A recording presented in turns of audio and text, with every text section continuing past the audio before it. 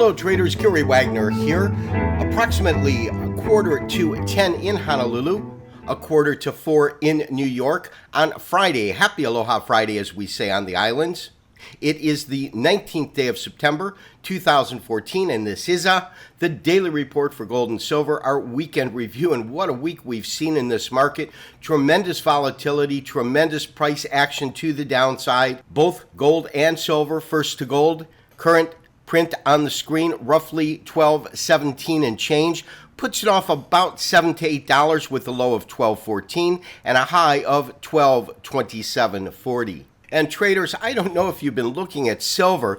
It's just caught my eye below $18, $17.89 current print on the screen. Puts it off roughly 63 cents or almost 3.5% on the day.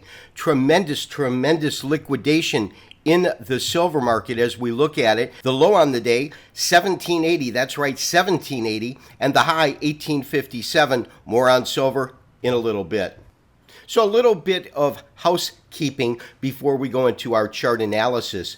And we're looking at a 60-minute chart, spot market in gold. Traders who took our suggestion last week, we entered a short position, roughly 1249.54, that's right here. And initially, we put the stop above 61, if I recall, 1261. I was trying to keep it above any kind of a top here. As the market moved into our favor, and what I was looking for, and I talked about this a little bit last week, was the hope we would get some clearance between, call it 1230 and the current price, because I believe that you can quite easily see this band of former support breaks through here quite hard, but former support, which I believe currently has become resistance. All traders should have their stops just above 1231. Short, at 1249. So traders, we also suggested 2 days back that aggressive traders could actually add to their short positions. That secondary position would have been initiated roughly at 1225 on the high side, 1226 on the low side, about 1223. And as I said, market currently trading at 1217. So what are we looking at in terms of our current analysis? Where do we think this market might head over the next couple of weeks? Well, on a technical basis, having broke through 1230, and we talked about the fact that this to me was absolutely a line in the sand, a very critical number, in that once we went past this, we could no longer look at any plausible bullish models in terms of our current forecasting. We now had a lower low, and that's something that really had been absent from the market for the better part of this year when you consider the beginning of 2014 up until now, or up until this break, I should say. We had this contraction in terms of pricing. And as I said on the chart, this insert that was released, and we sent you a link this morning, when a market is trading like this, up $200, down 160, up 100, when it's trading within a narrowly defined range, you can make a model or a statement for a bearish scenario or a bullish scenario without going and making a higher high or a lower low.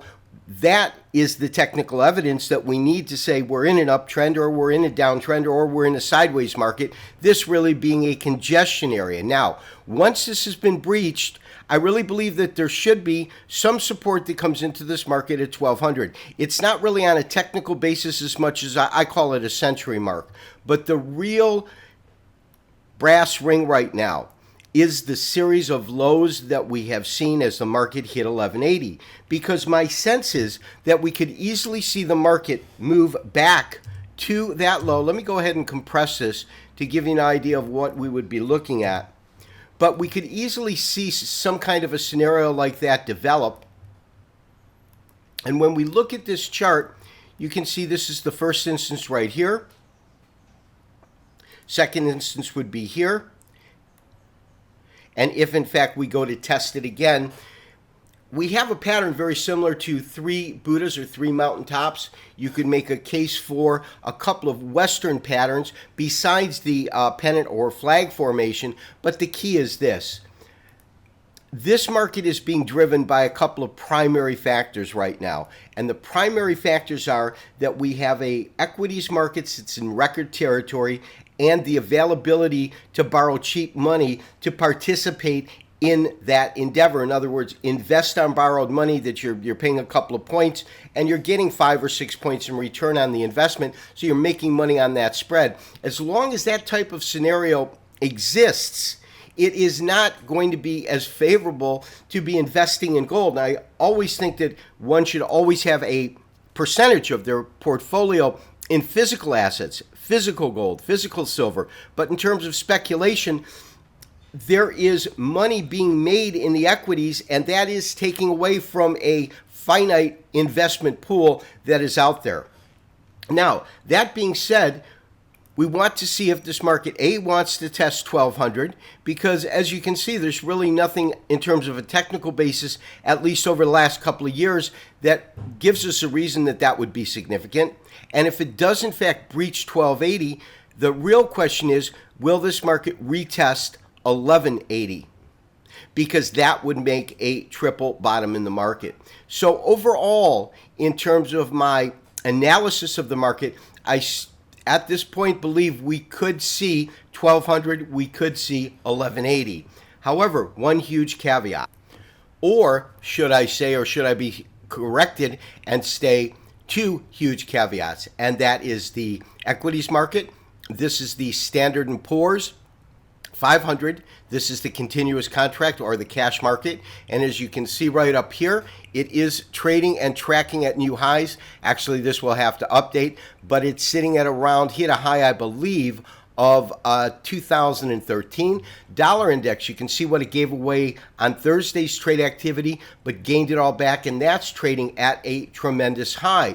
Now, as Paul Volcker used to say, trees don't grow to the sky. They never have. They never will. In other words, at some point, and I don't believe I have the ability to even guess when that might happen, whether it's tomorrow, a week, a month, or a year from now, but at some point, we will get some corrections in this market. That seems to be the pattern. That's what we have seen.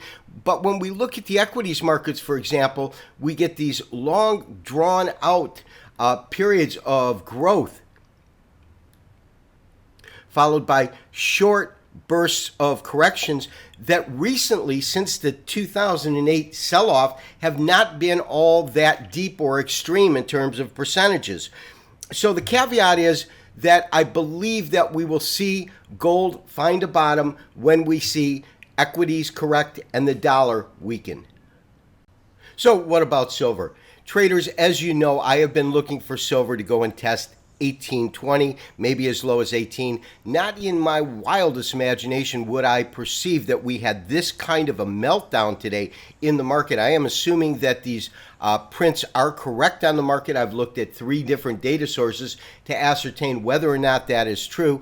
But there is absolutely mad liquidation going on in silver.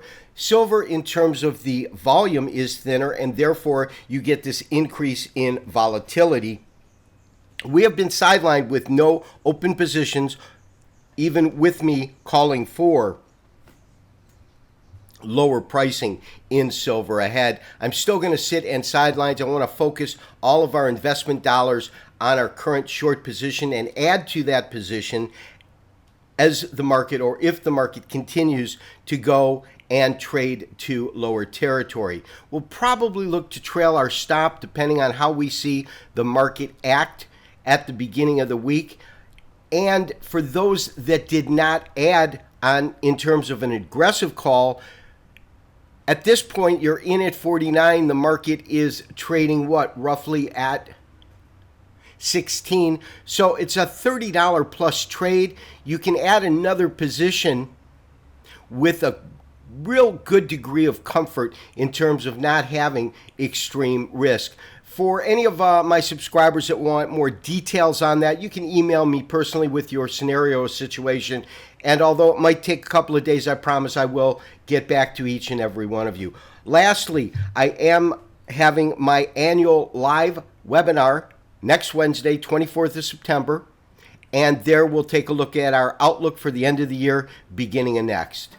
I hope to see you there. This has been Gary Wagner, wishing you as always good trading. We'll talk to you on Monday for another daily update and review. Bye-bye.